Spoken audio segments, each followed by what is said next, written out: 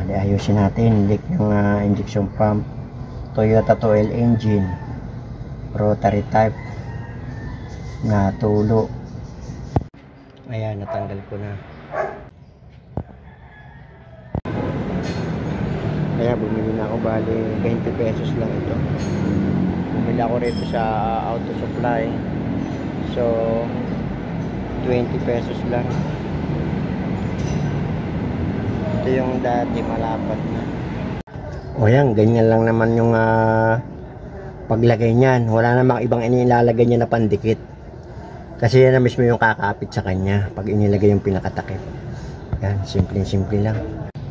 O yan, pagkatapos ng malagay yan, i-blade naman ito. So siyempre walang diesel yan, kaya pag binumba ito malambot pa. Ayan, bomba lang. Tapos bubuksan to. Ito yung bleeder niya, ito. Ayan, bubuksan yan, pasisingawin. Pag ganyan ang labas niya, no, wala nang hangin yan, no, buo. Hindi na siya, no, ayan, no, nalabas na ng, buo na siya, oh. Oh, wala nang hangin yan. So itatakip na. Pag ganyan, tatakip na. Takip na. Ayan, start na natin.